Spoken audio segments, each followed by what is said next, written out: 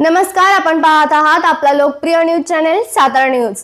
पाहूयात आत्ताची महत्त्वाची घडामोड। या ठिकाणी मी स्वागत करतो। दिनांक 26 रोजी महाराष्ट्र राज्याचे लाडके मुख्यमंत्री देवेंद्रजी फडणवीस साहेब यांचा फलटण येथे विविध विकास कामाचा शुभारंभ करण्याच्या हेतूने या ठिकाणी आगमन होत आहे। त्यांच्या आगमनाच्या विषयाची माहिती सांगण्याच्या हेतूने ही पत्रकार परिषद या ठिकाणी आपण घेत आहोत। पुन्हा एकदा मी सर्व पत्रकार बंधूंचे या ठिकाणी मी स्वागत करतो आणि आपल्याला परवाच्या कार्यक्रमाची विशेष माहिती देतो। नीरा देवघर हा बहुचर्चित प्रकल्प जो महाराष्ट्रामध्ये तिला भरपूर गाजला आणि नीरा देवघरचं जानेवारी 2023 रोजी आपण त्याचा टेंडर काढल्यानंतर फलटणमध्ये आपण त्याचा शुभारंभ केला। आज जवळपास 20 ते 25 किलोमीटर काम फलटणमध्ये झालेलं आहे। उर्वरित दुसऱ्या टप्प्याचं ऑनलाईन कार्यारंभ मुख्यमंत्रीजी या ठिकाणी करणार आहेत। तसेच फलटण येथे भविष्यातील येणारे अतिरिक्त जिल्हाधिकारी कार्यालय याच्यासाठी व तसेच प्रशासकीय भवन म्हणून 18,69,00,000 रुपये या ठिकाणी फलटणला मिळाले। त्याचं भूमिपूजन महसुली कर्मचारी जे आहेत तलाठी सर्कल यांच्या बसण्याची व्यवस्था चांगली नव्हती, यांच्या बसण्याच्यासाठीचे मिळालेले 9,75,00,000 रुपये या इमारतीचं भूमिपूजन। तसेच फलटण शहरामधून जाणारा कॉन्क्रीट असणारा पालखी महामार्ग सुमारे 75 कोटी रुपयाचा त्याच्यातला भूमिपूजन मुख्यमंत्र्यांच्या हस्ते घ्यायचं होतं। तो अजून पूर्ण नाही, त्याचं काम चालू झालंय, पण पार्टली त्याचं हस्तांतर विमानतळाचं पार्टली हस्तांतर मुख्यमंत्री मोदींच्या ऑनलाईन पद्धतीने आपण घेतोय।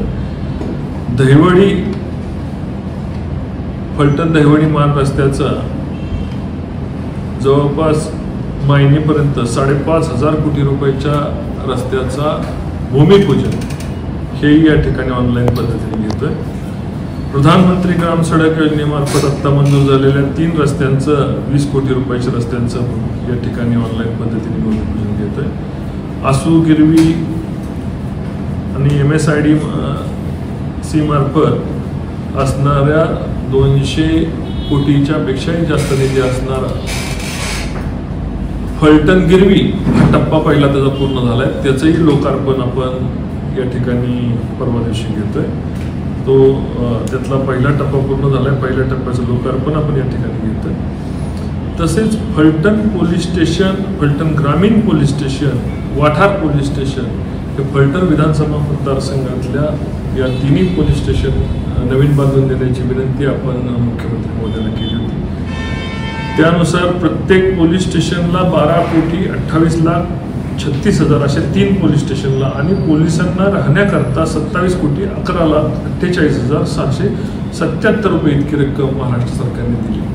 आणि सातारा जिल्ह्यामध्ये सर्वाधिक चांगले पोलीस स्टेशन फलटण इथे निर्माण झाले, त्या वास्तू उभा राहिल्यात आणि त्याचंही लोकार्पण आदरणीय नामदार महाराष्ट्राचे मुख्यमंत्री देवेंद्रजी फडणवीस यांच्या हस्ते होते। या कार्यक्रमाबरोबर तालुक्यातले शेतकरी मित्र, महिला बचत गट, शेतकऱ्यांचे विविध समारंभ, श्रमिक कामगार, बांधकाम कामगार यांच्या उपस्थितीमध्ये भव्य असा लाखोच्या संख्येने होईल अशा पद्धतीचा भव्य मेळावा फलटणमध्ये या ठिकाणी पार पडतोय। ही आपल्याद्वारे, आपल्या वृत्तपत्राद्वारे, आपल्या ऑनलाईन असणाऱ्या न्यूज चॅनलद्वारे ही माहिती लोकांपर्यंत पोहोचावी याकरताही घेतलेली परिषद आहे। आपल्याकडून आम्ही बातमी प्रसिद्ध व्हावी मी आपल्याला या ठिकाणी विनंती करतो। तसेच या ठिकाणी मुख्यमंत्री महोदय आल्यानंतर काही कामं प्रलंबित आहेत फलटणची, त्या प्रलंबित कामांच्या संदर्भामध्ये सुद्धा आपण त्या ठिकाणी आदरणीय मुख्यमंत्री महोदयांकडे मागणी केलेली आहे।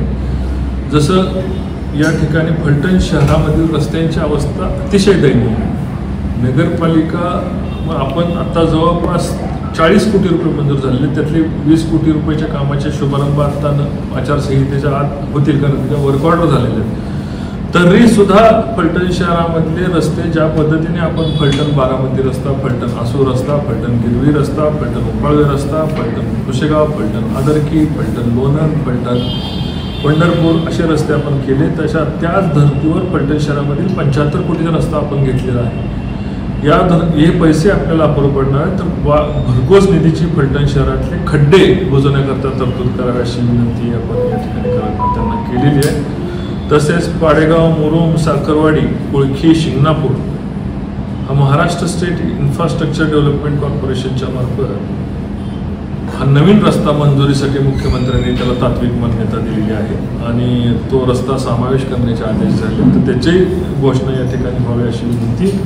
म्हणजे पाडेगाव ते शिंगणापूर जवळपास काही शेकडो कोटी रुपयाचा असा असणारा निधीचा रस्ता, त्याची घोषणा या ठिकाणी करावा. अमृत 2 योजनेमार्फत फलटणच्या नदीचा समावेश झालेला आहे, बाणगंगा नदीचा समावेश झालेला आहे. बाणगंगा ही दशरथ काळ म्हणजे प्रभू रामाच्या पिताश्रींच्या आधीपासून या नदीच्या बद्दलच्या आख्यायिका आहेत की असं सांगितलं जातं आहे की प्रभू रामांनी दशरथाच्या अस्थी सुद्धा या ठिकाणी विसर्जित. एवढं पवित्र असणारा हा कृष्णात आणि कृष्णाचा ढो आणि हा संपूर्ण परिसर एक जलशुद्धीकरण प्रकल्प उभा करून वाहती नदी, बंद पडलेली वाहती नदी, याला नीरा देवकरच्या माध्यमातून आणि धोम गोलकोडेच्या माध्यमातून कृष्णेचं पाणी फलटण शहरामध्ये कायमस्वरूपी द्यावं आणि कायमस्वरूपी बारमाही नदी आणि शुद्धी खाली तापीच्या धर्तीवर किंवा अन्य नद्यांच्या धर्त्यावर लाईट्स आणि लोकांना मनोरंजनासाठी त्या ठिकाणी जाता यावं अशा पद्धतीने अमृत 2 योजनेमधून मागणी केली.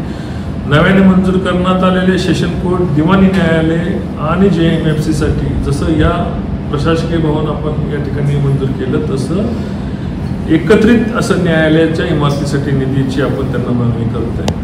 माळशिरस तालुक्यामधील 22 गावांच्या समावेशासाठी मुख्यमंत्री महोदयांनी मागच्या आठवड्यामध्ये सही केलेली आहे, तर त्या योजनेच्या संदर्भात टेंडर काढण्याची घोषणा मुख्यमंत्री महोदयांनी करावी अशी विनंती करत आहे. नीरा देवकर प्रकल्पातील गावडेवाडी, शेकमीरवाडी, बाघोशी या तिन्ही लिफ्टच्या योजनांना टेंडर काढण्याचे आदेश मुख्यमंत्री महोदयांनी मागच्या आठवड्यामध्ये दिलेले आहेत, तर त्याचीही घोषणा या ठिकाणी व्हावी अशी आपण त्यांना विनंती केली. ऐतिहासिक फलटण नगरीवर छोटी विमानं उतरण्याकरता एअर स्ट्रीप, त्याचबरोबर हँगर आणि नाईट लँडिंगची सुविधा या ठिकाणी करावी अशी विनंती आपण मुख्यमंत्री महोदयांना करतोय, त्याची घोषणा करावी. तसेच फलटण येथे होणाऱ्या अप्पर जिल्हाधिकारी आणि साखरवाडीचे तहसीलदार यांच्या पदनिर्मितीच्या संदर्भामधली घोषणाही त्यांनी या ठिकाणी करावी अशी त्या विनंती करते. नायगोमवाडीमध्ये माननीय मुख्यमंत्री महोदयांनी MIDC मंजूर केली आहे, तिथं लार्ज मेगा प्रोजेक्ट, जिथं 20 ते 25,000 लोकांना त्या ठिकाणी काम देता येईल अशा पद्धतीचा प्रकल्प त्या ठिकाणी आपण त्यांना मागतोय, त्याची घोषणा त्यांनी करावी अशा प्रकारची आपण त्यांना मागणी करतोय. पंढरपूर व पुणे पंढरपूरला जोडणारा बाह्यवळण रस्ता आपला फलटणच्या डाव्या हाताने झाला आहे, उजव्या हाताने रस्ता तो दूध संघाच्या अलीकडून तो परत पंढरपूर रोडला जोडण्याकरता त्यालाही निधीची आपण मागणी केली. 16 किलोमीटरचा रस्त्याचं ते प्रयोजन आहे, तर 16 किलोमीटरचा रस्ता त्या ठिकाणी आपण मागतो. फलटणमध्ये ग्रामीण रुग्णालय यंत्रसामुग्रीने सुसज्जित असणारं आपलं झिरपवाडीचं ग्रामीण रुग्णालय पुनर्जीवन करावं अशी मागणी करतो. या फलटणच्या विकासाच्या मागणी आपण एक टप्प्यावर आपण मागण्या करत गेलो, त्यांना मान्यता मिळत गेल्या. या फलटणच्या विकासाच्या अपेक्षा माननीय मुख्यमंत्री महोदयांकडे आम्ही व्यक्त केलेल्या आहे. मला खात्री आहे की या सर्वच मागण्या त्यांच्या पूर्ण होतील, पण ज्यांच्या घोषणा ते करू शकतील त्याची घोषणा करतील. येणाऱ्या 6 महिने वर्षभरात या अपेक्षांची पूर्ती, फलटणकरांच्या अपेक्षांची पूर्ती या ठिकाणी देवाभाऊ करतील. कारण देवाभाऊंनी फलटणला देताना कधी विचार केला नाही आणि मनमोकळेपणाने शासनाच्या तिजोरीमधून त्यांनी फलटणला इतर अनेक मतदारसंघापेक्षा फलटणच्याकडे बघताना त्यांनी आपलेपणाची भावना या ठिकाणी दिली आणि त्यामुळेच आपण या ठिकाणी आपण फलटण तालुक्यामध्ये मी असेल, माननीय आमदार सचिन पाटील असतील, आम्ही दोघंही काम करू शकतोय.